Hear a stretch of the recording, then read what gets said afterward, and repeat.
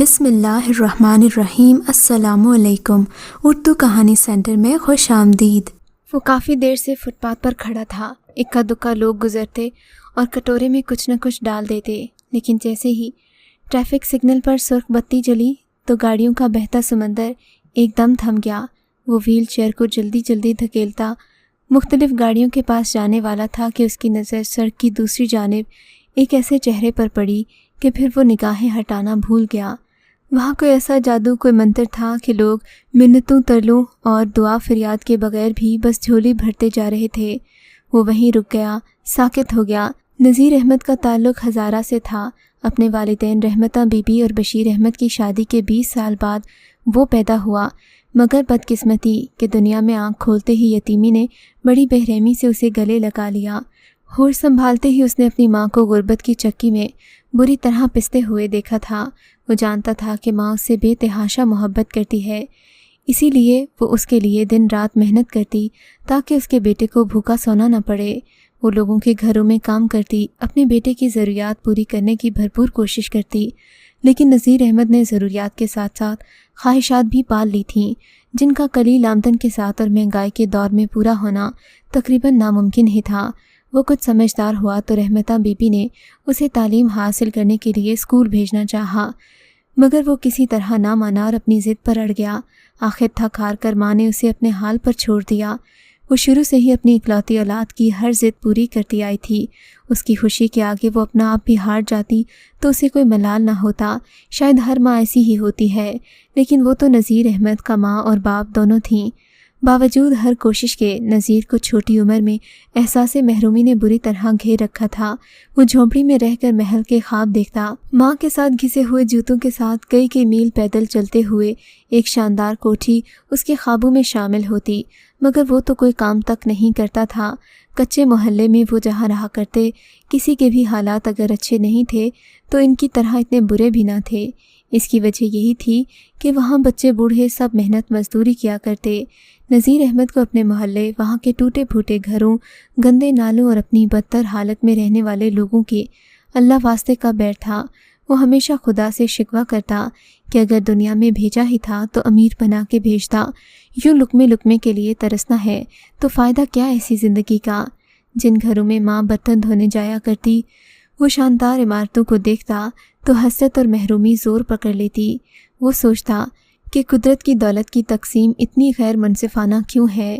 وہ گناہ اور ناشکری سے ناآشنا بس پیٹ کی بھوک کے بارے میں سوچتا رہتا، لیکن اس کی سوچیں جہاں سے شروع ہوتیں وہیں ختم ہو جاتیں۔ نتیجتاً وہ بجائے محنت کرنے کے بری صحبت میں پڑتا گیا، اور ایک مزید پریشانی یہ بھی ہو گئی کہ رحمتہ بی بی اب نحیف اور کمزور ہوتی جا رہی تھیں۔ اس کے لیے اب کام کرنا مشکل ہو گیا تھا، مگر کرنے کے سوا کوئی چارہ نہیں تھا۔ نذیر احمد بھی کئی دن گھر سے غائب ہی رہتا۔ ماں پوچھتی تو ٹال مٹول کر دیتا، جس کا نتیجہ یہ نکلا کہ رحمتہ بی بی چارپائی سے لگ گئی۔ وہ دن بدن کمزور اور نحیف ہوتی جا رہی تھی۔ گھر میں کھانے کو دانے نہیں تھے اور دوا کا تو سوال ہی پیدا نہ ہوتا تھا۔ وہ شام تک مانگ تانگ کر کہیں سے ایک وقت کی سوکھی روٹی لے آتا اور رات کٹ جاتی۔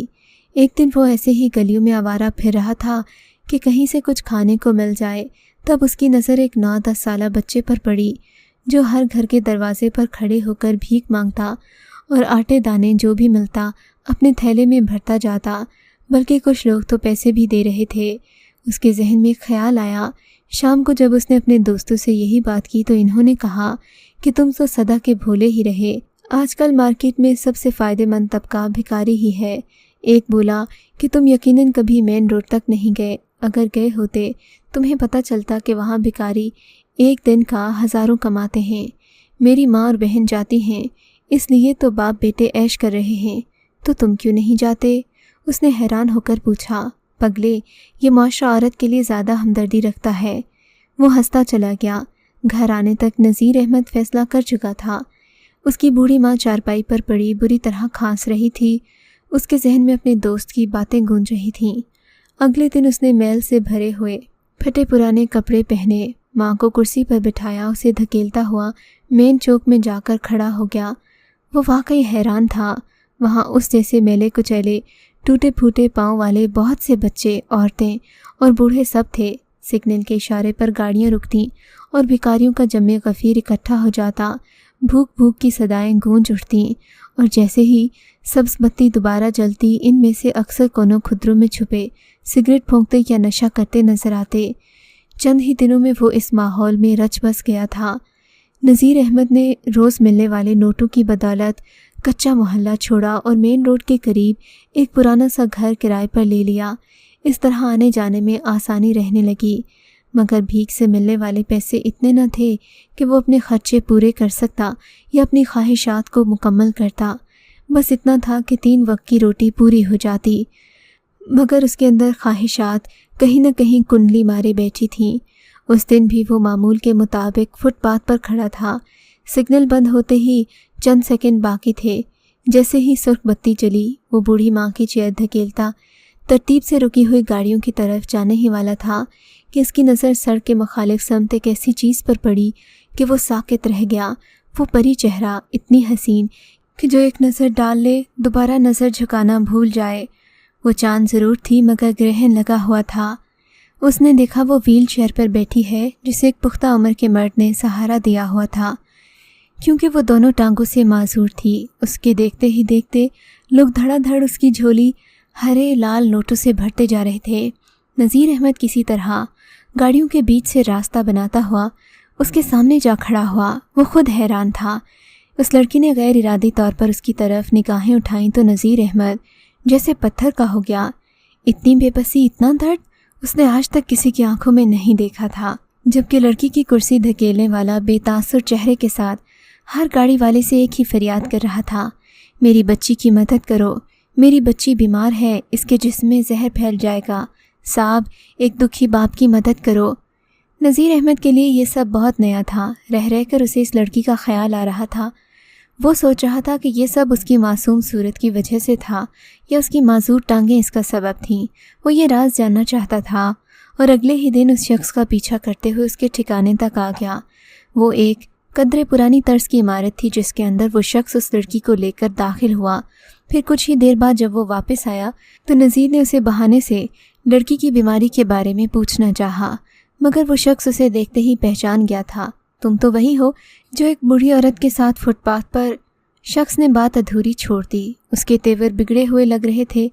नज़ीर अहमद वापस मुड़ने लगा तो उसने रोक लिया। तुम क्यों पूछ रहे हो? उसने नज़ीर को गहरी नज़रों से जांचते हुए सवाल किया। मैं मदद करना चाहता था। उसने तुरंत झूठ बोला। वो शख्स कहका लगाकर हंसने लगा। जितना तुम दिहाड़ी का कमाते हो ना, उससे ज़्यादा हम घंटे भर में इकट्ठा कर लेते हैं। मदद की ज़रूरत तो तुम्हें है। सोने लोगों, शक्ल से भले लगते हो, इसलिए गुर की बात बता रहा हूँ। वो शख्स शायद बोलने का ज़्यादा ही शौकीन था या फिर कुछ और था जिसे नज़ीर अहमद समझ न पाया। उसने नज़ीर का कंधा पकड़ा और कहने लगा, देख लड़के, जिसके सहारे भीख मांगनी है उसका लंगड़ा लूल्हा अंधा काना होना बहुत ज़रूरी है।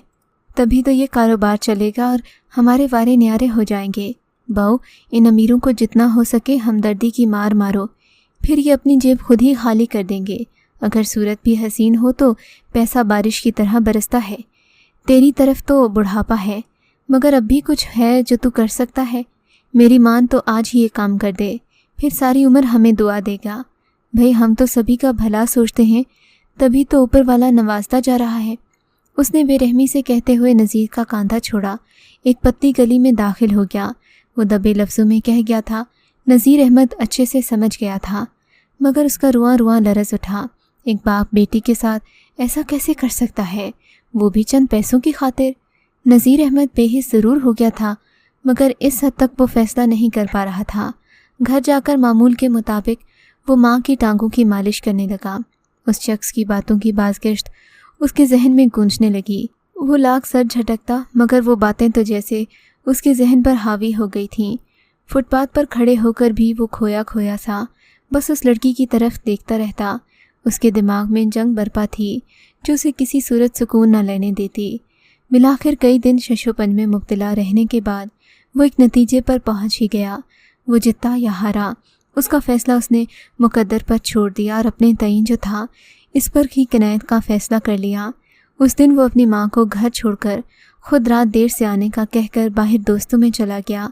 आधी रात के बाद जब वो घर वापस लौट रहा था तो मेन रोड से अपनी गली का मोड़ मुड़ते ही वो किसी वजूद से टकराया। वो शायद कोई औरत थी जो सर से पांव तक स्याह चादर में लिपटी हुई थी, अंधाधुंध भाग रही थी। जब उससे टकराई वो एक लम्हे के लिए परेशान हो गया कि अकेली लड़की अंधेरे में सड़क पर कर क्या रही है। लड़की बार बार पीछे मुड़कर देखती, वो हवास बाख्ता लग रही थी। प्लीज़ मुझे जाने दो, तुम्हें खुदा का वास्ता, वो लोग मुझे मार डालेंगे, मेरे रास्ते में मत आना।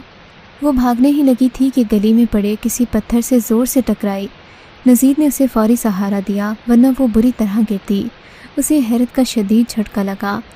वो मुंह खोले उस लड़की की तरफ देख रहा था जो अब दोबारा अपने चेहरे को लपेट रही थी। उसे अपनी आंखों पर बिल्कुल यकीन नहीं आ रहा था कि ये लड़की यहाँ कैसे आ सकती है। सद हैरत कि वो खुद अपने पाँव पर चल कर आई थी। वो हैरत का बुत बना जाने कितनी देर खड़ा रहा। अगर वो लड़की से झंझोड़ कर होश में न लाती, वो भी शायद उसे पहचान चुकी थी। अब उसकी मिन्नत समाजत करने लगी कि कम से कम आज की रात वो उसे पनाह दे दे। वो लोग उसे ढूंढते हुए इधर ही आ रहे होंगे। उसके पास और कोई पनाह नहीं थी। नज़ीर मामले की नज़ाकत को समझने की कोशिश करने लगा। वो बहुत कुछ पूछना चाहता था मगर शायद मुनासिब वक्त नहीं था। वो बग़ैर सोचे समझे उस लड़की को अपने घर ले आया। रहमता शहर में खुले आसमान तले चारपाई पर लेटी हुई थी। उन्हें देखकर उठकर बैठी। लड़की डरी सहमी सी एक कोने में लगकर खड़ी हो गई। उसका पूरा वजूद हौले हौले लरस रहा था। रहमता ने उसे अपने पास बुला लिया और वो उनकी चारपाई पर सिमट कर बैठ गई। नज़ीर पानी का गिलास लेकर आया। लड़की की नज़र बार बार दरवाजे की तरफ जाती। नज़ीर ने उसे तसल्ली दी कि यहाँ कोई नहीं आएगा, आप महफूज हैं। फिर वो दीवार के साथ लगी चारपाई उठाकर लाया और माँ की चारपाई के पास बिछा दी। उनके घर में 2 ही चारपाइयाँ थीं। नज़ीर ने लड़की से कहा कि अब आप आराम करें, हम सुबह बात करेंगे, और वो खुद माँ को बताकर बाहर चला गया। लड़की चारपाई पर लेटी आसमान को तकती रही जैसे अपनी मंजिल का सितारा ढूंढ रही हो। कहाँ से चली थी और कहाँ आ पहुँची, मगर मंजिल अभी भी कितनी दूर थी। पुत्र, तू कहाँ से आई है? तुझे कहाँ जाना है? अंधेरे में रहमता की सरगोशी सुनाई दी। नहीं अम्मा, एक बार घर की दहलीज को ठोकर मारने की गलती की थी। तब से अब तक अनगिनत ठोकरें खा चुकी हूँ, मगर रास्ता सुझाई नहीं देता। क्या मतलब बेटा? लड़की अपनी चारपाई से उठी और रहमता के पास जा बैठी। मैंने जब से होश संभाला है, माँ बाप को हमेशा एक दूसरे से लड़ते देखा। वो 4 बच्चों के वालिदैन थे मगर उन्हें परवाह एक की भी न थी। अम्मी पढ़ी लिखी और खूबसूरत थीं, जबकि अबू उनके बिल्कुल बरक्स थे। अम्मी के वालिद ने अब्बू की ज़मीन जायदाद देखकर उन्हें अपनी बेटी का रिश्ता दे दिया था। दूसरे लफ्ज़ों में अपनी बेटी और उसकी आइंदा आने वाली नस्ल को रोल दिया। हमारे घर में सुबह शाम लड़ाइयाँ होती, ताने चलते। स्कूल जाती तो वहाँ जब दूसरे बच्चे अपने वालिदैन की प्यार भरी बातें बताते तो मैं मज़ीद एहसास कमतरी का शिकार हो गई। मेरी कोई बहन नहीं थी, 3 भाइयों की मैं इकलौती बहन थी। वक्त यूं ही गुजर रहा था। अम्मी अब्बू की लड़ाइयाँ मज़ीद ज़ोरों शोर से चलती रहीं। इस सब में मैं बिल्कुल तन्हा रह गई।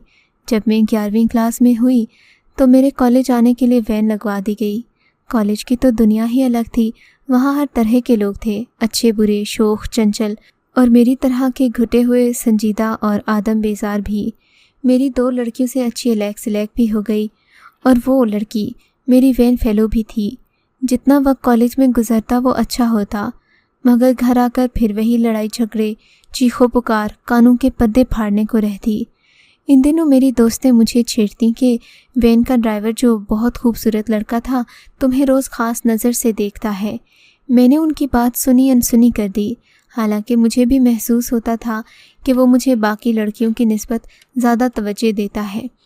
इस बात को कुछ ही दिन गुजरे होंगे कि एक दिन मेरी दोस्तों ने कॉलेज से छुट्टी कर ली। वैन में मेरे साथ स्कूल के 3-4 बच्चे थे। वो इन्हें स्कूल के बाद छोड़कर मुझे कॉलेज छोड़ने आया। जब मैं वैन से उतरकर गेट की तरफ जाने लगी तो उसने कहा, सुनो, तुम मुझे बहुत अच्छी लगती हो, क्या तुम मुझसे दोस्ती करोगी? वो कुछ देर मेरे गंग चेहरे को देखता रहा और चला गया, जबकि मुझसे अपना दिल संभाले न संभल रहा था। वापसी पर भी मैं अकेली ही थी। उसने दोबारा मुझसे वही सवाल पूछा और कहा कि उसे मुझसे पहली नज़र में मोहब्बत हो गई और जब तक वो मुझे देख न ले उसे चैन नहीं मिलता। अब मैं उसकी आंखों की रोशनी और दिल का सुकून हूँ। मैं बगैर उसके बारे में कुछ भी जाने उसकी चिकनी चपड़ी बातों में चली आई। जो भी था उसकी बातों में, उसकी शख्सियत में ऐसा जादू था कि मैं सारे गम भूलने लगी। अम्मी अब्बू की लड़ाई से भी मुझे कोई फ़र्क नहीं पड़ता था। मेरी एक अलग दुनिया बन गई जिसमें मैं थी और असलम था। अक्सर कॉलेज के बाद सब कुछ छोड़कर वो मुझे कहीं ना कहीं किसी न किसी रेस्टोरेंट में ले जाता। उसके संग गुजारे गए हर पल पर मैं नाज करती और तो उसके लिए मैं जान भी दे देती। अपना घर नुमान रब्बा छोड़ना मेरे लिए क्या मायने रखता था। असलम ने कहा कि मैं अकेला हूँ, मेहनत मजदूरी करता हूँ, तुम्हारा बाप कभी भी तुम्हारी शादी मेरे साथ नहीं करेगा। एक दिन मैं उसके मशवरे पर घर की दहलीज पार कर आई, लेकिन आगे दलदल पीछे खाई के मिज़दाक, दरमियान में कहीं लटक कर रह गई। असलम ने मुझसे मेरा जेवर हथियाया जो मैं अपने साथ लेकर आई थी। उसने तो मेरा सौदा किया हुआ था। मैं लाख चीखी चिल्लाई मगर अब बहुत देर हो गई थी। मेरे आंसू, मेरी फरियाद किसी काम न आए। जिनके साथ मेरा सौदा तय हुआ वो एक ऐसा गैंग है जो खूबसूरत और नौजवान लड़कियों से भीख मंगवाता है। उनको लूला लंगड़ा और माजूर बनाकर लोगों की आंखों को धोखा दिया जाता है, मगर जो लड़की भागने की कोशिश करे या भीख मांगने से इनकार कर दे वो उसको हकीकत में इंसानी अज़ा काट कर तकलीफ़ देते हैं। आज तक जो भी भागी उनका अंजाम बुरा ही हुआ। ये लोग बहुत जालिम हैं, दिन भर लड़कियों से भीख मंगवाते हैं और रात को उनसे गुनाह करवाते हैं। मैंने कई बार भागने की कोशिश की मगर फ़रार का कोई रास्ता न मिलता। आज रात बड़ी महफिल थी, कुछ सेठ लोगों ने मेरी बोली लगाने आना था। पसंद आ गई न मैं। उनका लहजा नाकाबिले बयान था। वो लम्हे भर को स्याह चादर से आंखों के मोती चुनने लगी और फिर बोली, मगर मैं वहाँ से भाग आई इस बात पर यकीन कि अल्लाह की ज़मीन बहुत बड़ी है, वो चाहेगा तो मुझे कहीं ना कहीं पनाह मिल ही जाएगी। फिर मैंने खाने में नींद अवर गोली मिलाई और भाग आई। वो बार बार अपनी आंखें रगड़ रही थी। रहमता ने उसका सर अपनी गोद में लिया और थपथपाने लगी। तभी उसकी नज़र दरवाजे के पास खड़े खामोश नज़रों से देखते नज़ीर पर पड़ी। जाने वो कब से यहाँ खड़ा था। वो घबरा कर उठ बैठी। वो सुस्त रवि से चलता हुआ उसके पास आया और नम आँखों से माँ की तरफ देखने लगा। अम्मा मुझे माफ़ कर दे, मैंने भी तो तेरी बेबसी का फ़ायदा उठाया, तेरी सारी उम्र की मेहनत की कमाई खाई। जब खुद कमाने लायक हुआ तो तुझे यूं ज़माने भर में रुस्वा किया। अम्मा मुझे माफ़ कर दे, अम्मा अपने कमले नज़ीर को माफ़ कर दे। वो माँ के घुटने से लगा ज़ारो कतार रो रहा था। बहुत बड़ा पाप किया है मैंने, हाय मैं तो हैवान ही बन गया था। अम्मा हम मर्द हमेशा औरत से ही क्यों फ़ायदा उठाते हैं, फिर चाहे वो अपनी हो या गैर। रहमता उसे हौसला दे रही थी। वो तो जैसे टूट के ऐसा बिखरा कि संभलने में नहीं आ रहा था। पुत्र मेरे सोहने लाल, तू भटक गया था मगर अब तो सीधे रास्ते पर आ गया है। तो अम्मा कौन होती है तुझसे नाराज़ होने वाली, और रब तो माँ से कई गुना ज़्यादा मोहब्बत करता है अपने बंदे से। बस चल अब हौसला कर। वो आंसू साफ करता हुआ लड़की की जानिब मुड़ा। आपका नाम क्या है? जी मेरा नाम नौरीन है। सुने अब आप अकेली नहीं हैं, मैं और अम्मा आपके साथ हैं। हम आपकी हर तरह से मदद करेंगे, हम उन जालिमों से हिसाब लेंगे। नौरीन ने कहा, अगर आप वाकई मेरे साथ मुखलिस हैं तो मैं ऐसी बात जानती हूँ जो इन लोगों से बदला लेने में हमारी मदद करेगी। नज़ीर ने हैरानी से पूछा कि कैसी बात? मुझे इन लोगों की बातों से पता चला कि शहर में कोई नया एसएचओ आया है जो धड़ाधड़ इस तरह बैंक को बेनकाब करके शहर से इनका मुकम्मल सफाया कर रहा है। इसलिए वो लोग थोड़े से मोहतात होकर रहे थे। कल ही इस तरह के दो किसी गिरोहों पर छापा मारकर बहुत सी लड़कियां और छोटे मासूम बच्चे बाजियाब करवाए गए। इसी वजह से वो हमें इधर उधर बेचकर खुद फरार होना चाहते हैं। नौरीन की बात सुनकर नज़ीर की आंखों में यकदम चमक आई। उसने एक फ़ैसला किया। बेताबी से सुबह का इंतज़ार करने लगा। सुबह वो नौरीन से छुपता छुपाता थाने जा पहुंचा। नए एसएचओ के आने का थाने के माहौल पर वाज़ेह असर था। नज़ीर और नौरीन की बात ध्यान से सुनी गई। रिपोर्ट दर्ज करवाने के बाद थानेदार ने कहा कि अगर वो इन काली भेड़ों को बेनकाब करने में कामयाब हो गए तो शहर को साफ़ करने में भी उनका पूरा हाथ होगा। 3 दिन बाद जब नौरीन माँ के सर में तेल लगा रही थी तो नज़ीर हाँफता हुआ आया। नौरीन, टेलीविज़न में खबर आ रही है कि उस लड़कियों से भीख मंगवाने और धंधा करवाने वाले गैंग को गिरफ्तार कर लिया गया है। रिपोर्ट के मुताबिक वो इलाका छोड़कर फरार हो रहे थे जब पुलिस ने छापा मारा।